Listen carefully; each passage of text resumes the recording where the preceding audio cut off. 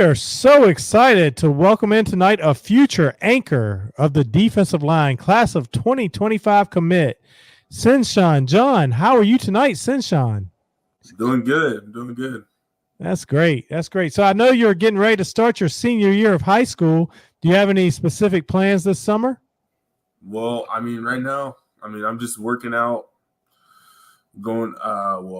We did go to camps, but yeah, that's over with. So we're just working out, and then we'll start up with pads in a couple weeks, and then we'll get the season going. So. All right. Yeah. So you guys a couple weeks out before you'll start prepping for the fall season? Yeah. Okay. What do you see as your strengths as a defensive lineman? And do you play both sides of the ball in high school? So yeah, I do play a little bit of both sides.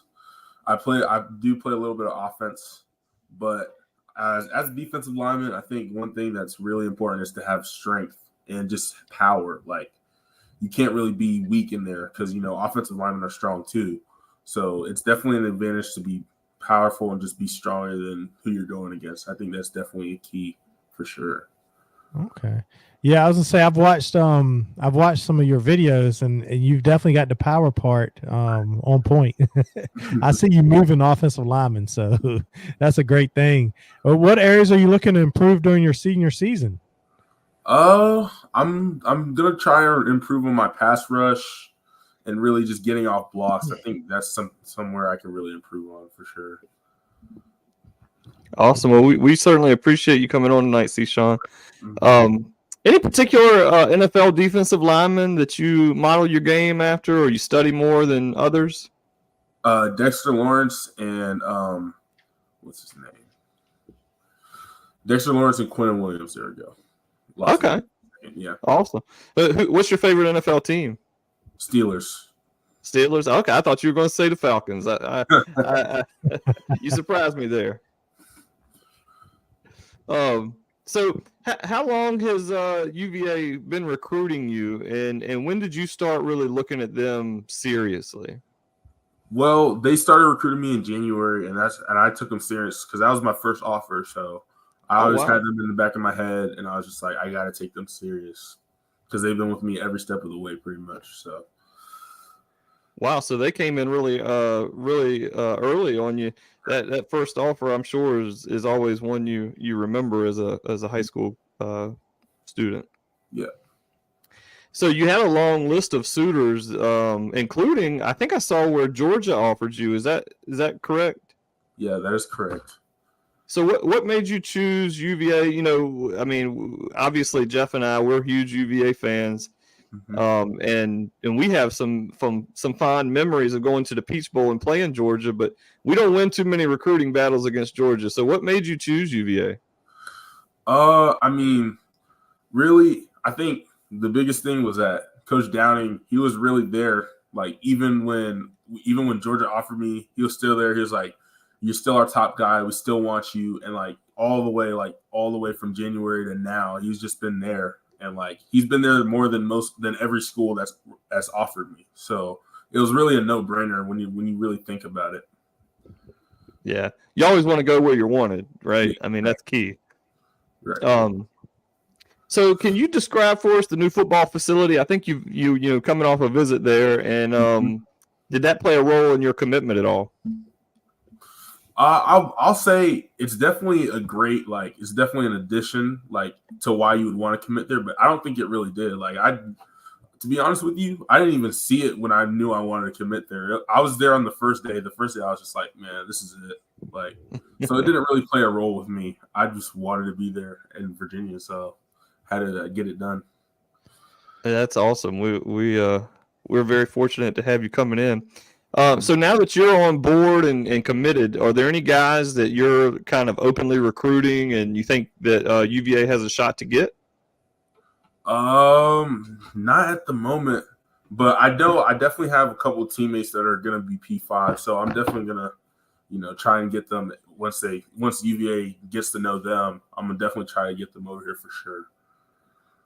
Awesome. Yeah, sometimes the players, the high school players, and then even as your first year, second year players, they can be your best recruiters sometimes because a coach is always going to give you what they feel is good for the school and things like that. But you talk to the players and the other recruits that are there, and they, sometimes they can sell you on things that, the coaches might not even, they're older and may not even be thinking about, Yeah.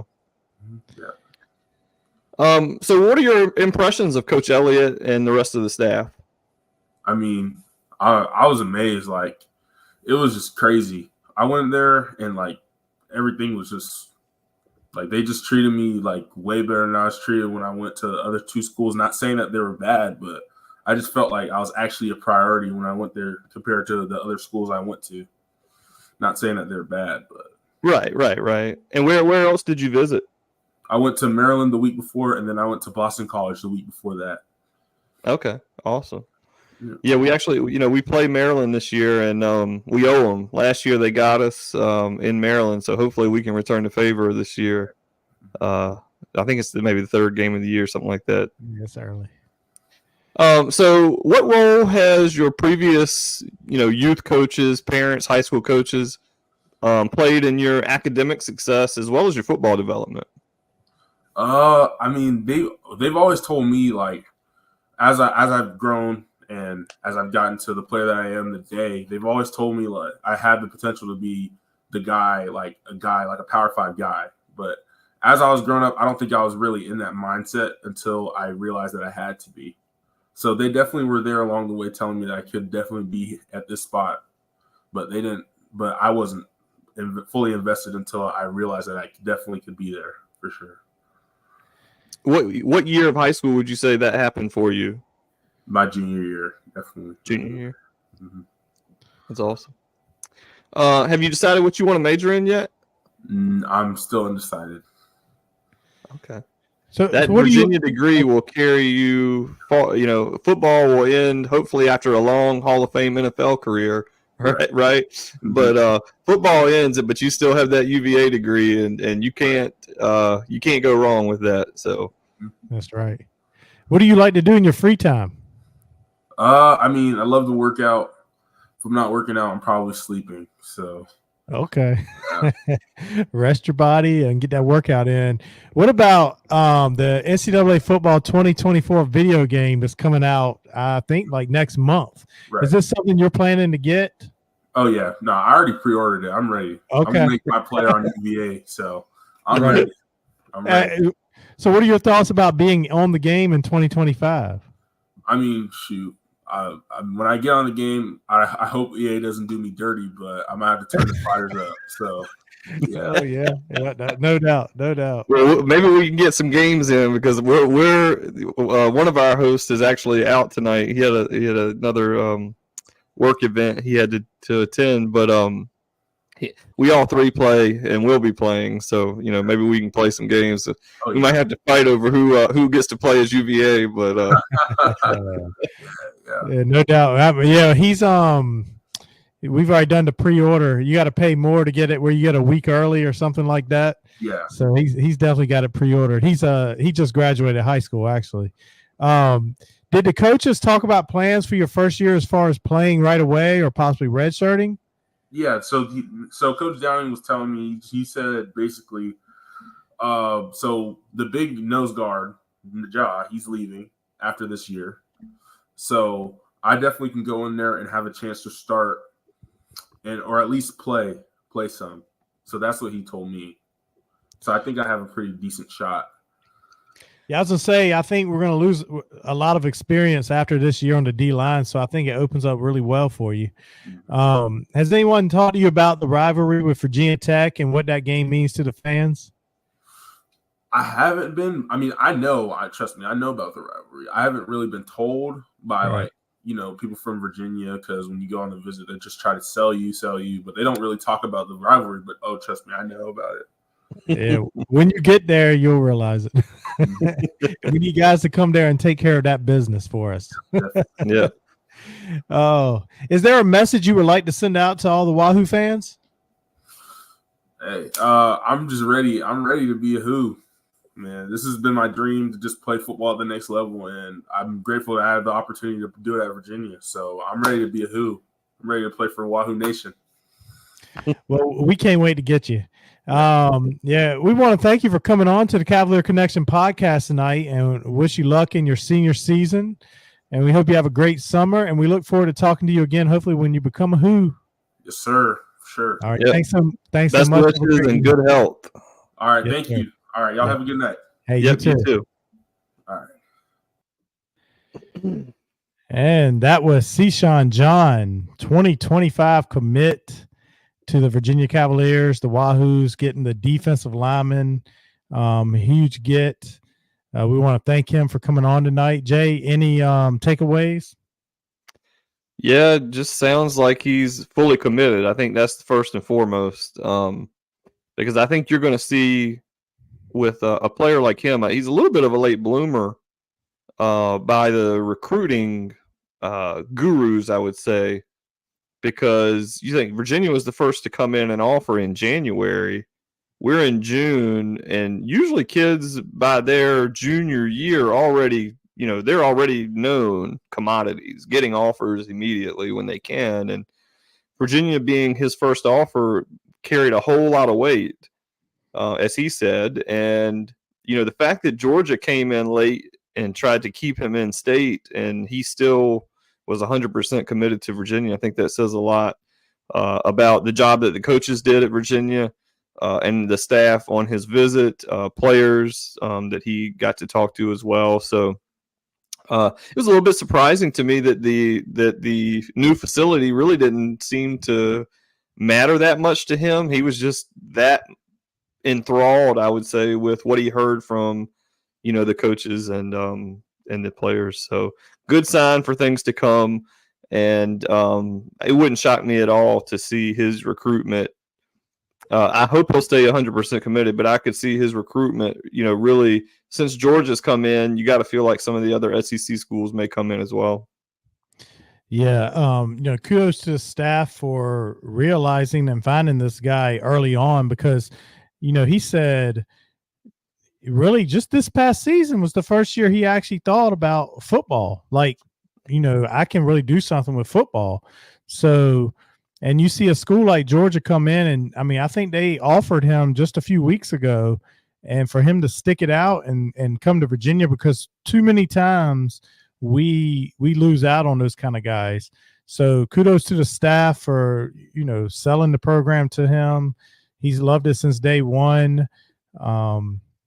And we'll see. I think we were talking off air that I could envision, he's currently a 3-star, but I could envision him being a 4-star when it's all said and done. Because if you're just realizing after your junior year that I could do something big with this, then I feel like it's only up from here. Yep. So definitely a great week for the Cavaliers. Or we've just gotten 3 recruits in. 2 corners, and then Sichan on the defensive line. We added Devin Chandler and Montino Williams to the secondary for the 2025 class, and that gives us 15 commits for 2025. They're all 3-stars. I think the program is heading in the right direction. Yes, we're not getting 4 and 5 stars, but we got to build to that. And 3 stars, we set our goal. We hope next season we would love to finish with 6 wins and go to a bowl game. And so I think 3-star players are what gets you to bowl games, wins you 6 or 7 games, and then you grow from there. And I think that's got to be our starting point. What are your thoughts, Jay? Yeah, I think, you've got to hit on those 3-star guys and develop them into 4-star guys. Everybody that you get in, you hope to hope that their level of play goes well beyond what their stars are. I can't remember who we had on, but they said, stars don't matter. And once you're there, you're there. In Virginia for the longest time has done a very good job of, and I'm going back, previous coaching regimes and everything, getting 2 3-star guys and turning them into NFL talent. And, like you said, getting this 3-star talent is a good building block. and now you got to coach them. Now you got to develop them, and now we have the facility to do that. Before we were behind the 8 ball of the other major conference programs with our facilities. So now we don't lag behind anybody in facilities, and I just hope that the fan base and Carla, I think, will be, but I think just staying patient, because I don't think it's an overnight thing.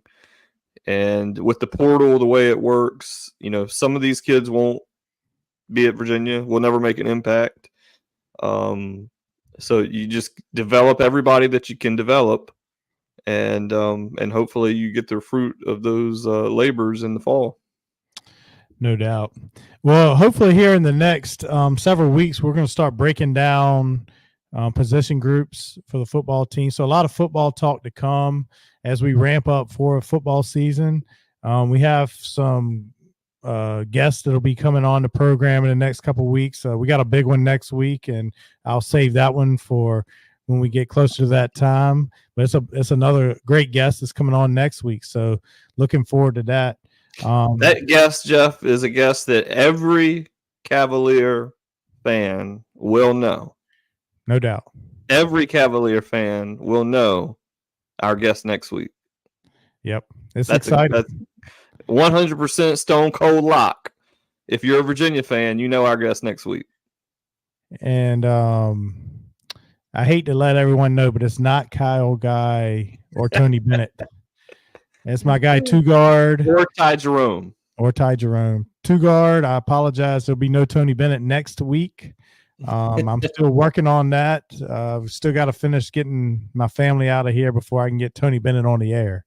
But great things to look forward to. Want to transition a little bit to a little basketball. I wanted to mention something to you, Jay, that I was reading on Twitter, something Tony Bennett had said.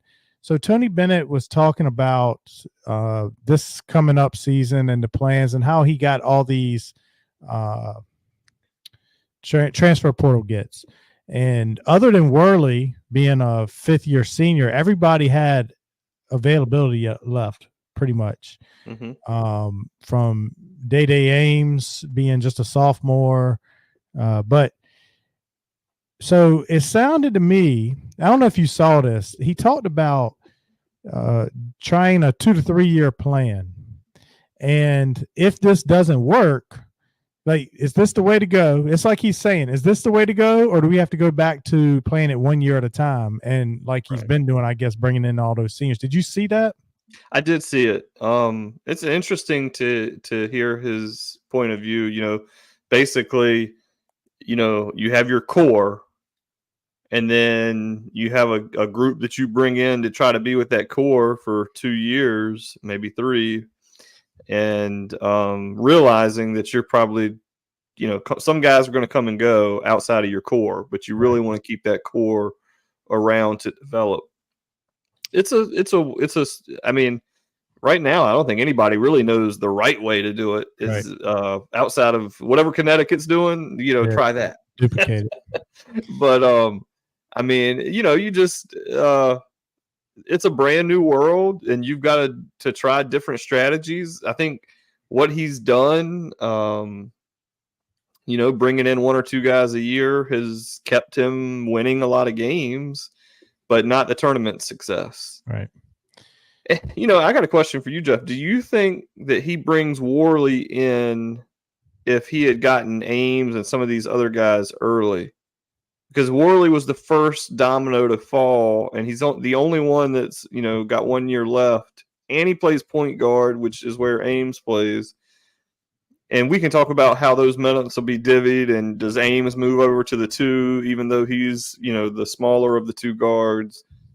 He's better at getting his own shot off, things like that. Worley's more of a distributor, a defensive player. But do you think Worley even gets the offer if we had gotten some of these other guys earlier? I don't know. I think we recruited him out of high school, and I don't know. I don't think Bennett. Fans were desperate at that point. I don't think Tony Bennett was desperate. I think Tony Bennett had a plan, and he was going to stick to his plan. I don't know. I think they could have signed you, and we'd have made it sound like we got a good one. Yeah, no, there's no doubt. Right. Worley brings a skill set that Tony Bennett, I think, likes. He's got size and can play some defense. I don't know. I was reading today something. They're talking about what do we think this depth chart is going to look like and how the minutes will be distributed. And what I was reading, they were anticipating Day Ames starting at the 1 and Worley coming off the bench potentially. It also talked about Christian Bliss. They expect to see him get minutes, 10 to 15 minutes a game. Yeah. And so I'll be interested to see how that goes. I think you're going to see in crunch time.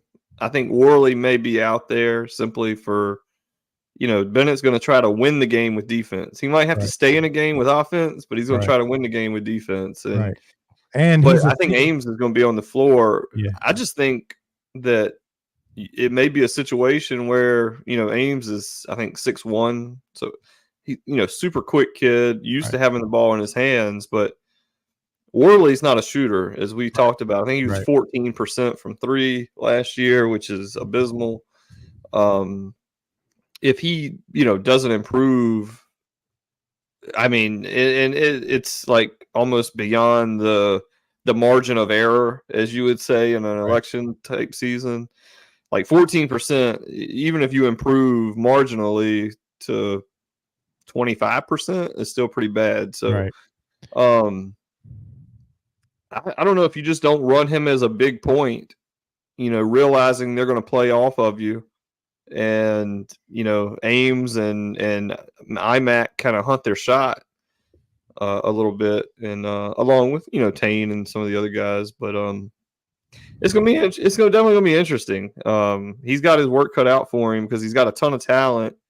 And like I think about like I'm a Mets fan and struggled all year, and then about I think it was May 28th they moved Lindor to leadoff, and moved the lineup around. And since that date, they're like 14-4 or something. Record's insane. In baseball, you kind of go through stretches hot and cold. It could be totally none of the lineup changes mattering, but it just makes me think of like you got to get the guys in their spots where they do their best. And that's really the job Bennett's going to have to do this year. The pieces are there. Can he find the combination that's going to be the best outcome for this team? What about I was reading somewhere Harris. So somebody said, I meant to go check this, that they went on and said he wasn't on the roster. Like they looked at the official roster. And that potentially, well, we know Virginia's not good about listing walk-ons because Drew Lakey's not on there either. But like I was reading, they said something about him maybe getting his degree and then transferring after the year. I don't know. It just caught my eye. Me, he's just a practice player anyway. I think that I like him being on that roster as a walk-on for sure, because like what you just said. Just having that in practice, if you have that guy on you in practice defensively, like that's great. He's going to make you better. He's going to make you better, no doubt. We'll see. Bennett's got his hands full. And it's a good problem to have. He's got a lot of talent on this roster, I think, and trying to figure out how he's going to maneuver these players around will be interesting to see. Yeah, it's never easy to replace an all-time great in Beekman, and that's the task that he's got. Now he's got some good pieces to do it. And I'm really excited about Ames because he started playing his best basketball at the end of the year last year for Kansas State. So I'm just super excited to see what he's going to bring to this team. Yeah, and he only shot 32% from 3, but from February on, he was much higher than that. And his points per game, everything was up the last. And honestly, last year, excuse me, the Big 12 was, a better conference, than UVA in the ACC. So he's used to seeing that level of competition. So it's not going to be a shock to his system that he's playing some good competition. Right. So turning over real quick. So we're recording this on Wednesday night, which is NBA draft night. And right now we're 15 picks in, and we've got 2 Cavaliers hoping to get their name called. One hoping to get their name called tonight. One Thursday night. Ryan Dunn. I feel like we could potentially be here and they get his name called while we're talking. And then Beekman, signs are not pointing to him getting drafted, but I know we were talking off the air that might be a good thing. He can pick a good fit for him and go try out somewhere. Thoughts on Dunn or Beekman? Yeah, I think Beekman's going to have to make a good choice, because I don't think he's going to be drafted, but he'll certainly be on a roster, G League, I believe. And he'll have a chance, he'll have a chance if he's improved offensively. Certainly defensively, he fits the bill. Dunn, the NBA scouts, who know far more than I do, seem to really like him. And his measurables are good. Defensively, I think he could be a shutdown guy. I just worry, as anybody who's watched him play at Virginia, I just worry about his offensive game and how it will translate, because really there wasn't just not much of an offensive game. So it's really building it from scratch almost. And maybe he was, felt confined to the system. That's what you have to hope. And I keep looking up at the screen just to see if it happens while we're recording, because I have it on. But I'd love to see him go and have a big career. Obviously we pull for all these guys to do well once they leave. So yeah, coming up on the Sixers pick, and then maybe Jay's Lakers are looking for Ryan Dunn. I knew, and we talked about this, coming into the process, they had him coming into the year, they had him as a lottery pick. Then after the season, they had him as a 2nd round pick. But you had to know, once they got to see him in a combine and playing, get to see the measurables and his jumping ability, his defensive ability, which is what they're praising him on. His number, he was going to start climbing. I could definitely see him in the New York Knicks uniform, just playing that defense for Tom Thibodeau. But best of luck to him. And Beekman, I think he's not going to get his name called tomorrow. I know he's not going to get called tonight, but heck of a player at Virginia. And, I hope he gets his opportunity in the NBA. Yeah, I would, if I had to put a mark on Dunn, I would say somewhere between, 22 to 27, in that range somewhere. But you never know. We saw Edey's already off the board, and he was projected to go late teens, and he went number 9. So if a team falls in love with you, you never know. And Virginia played another role in this draft too. Did you see earlier today, Malcolm Brogdon got traded? Yes. To the Wizards. Yeah. Joining his friend. To home, joining Gill. Yeah, joining his friend Anthony Gill. Brogdon, that's a guy, he's done a heck of a lot of moving around in the NBA. Especially to be as solid as a player as he is. Yeah. You talk about a journeyman, and he's such a leader on the floor, and he's really been a lot of different places. But I would love to see him go to LA. He would be a good fit for LA. Be a great fit with LeBron. A big, strong guy like that. Yeah, LeBron loves his type, But his biggest question has been health the last few years. Right. He has a tendency to not be able to finish the season. Right. Yeah, so the Lakers will be coming up here next, and I know Jay's got lots of different hopes, but we know, Bronny James is sitting there, and Bronny ain't going. We need to go right ahead. Go ahead and lock up Bronny, and then let's see LeBron go sign with Dallas or somebody. Oh God, yeah.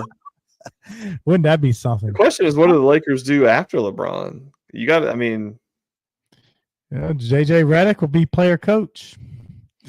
yeah. Yeah, the Lakers is that's a tough job.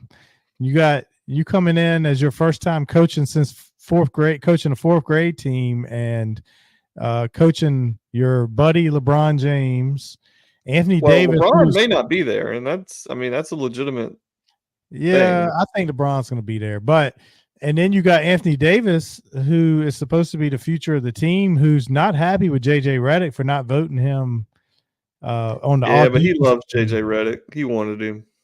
Oh, I don't know about that. So, and I mean, I guess here in a couple the years, kid from Tennessee still on the board, Dalton Knecht. Knecht. I don't know how you say that last name, but he was a stud. Well, the Knicks have picks 24 and 25 back to back, so maybe that's a spot for one of those. Is probably a good spot for Dunn. It'd be a good spot. Virginia and Villanova similarities, since the Knicks are now the Villanova Knicks. But anyway, so hopefully next week you guys need to tune in. We will have a special guest next week, and as Jay said, it'll be one nobody wants to miss. And we'd like to definitely thank Sichan John for joining us tonight.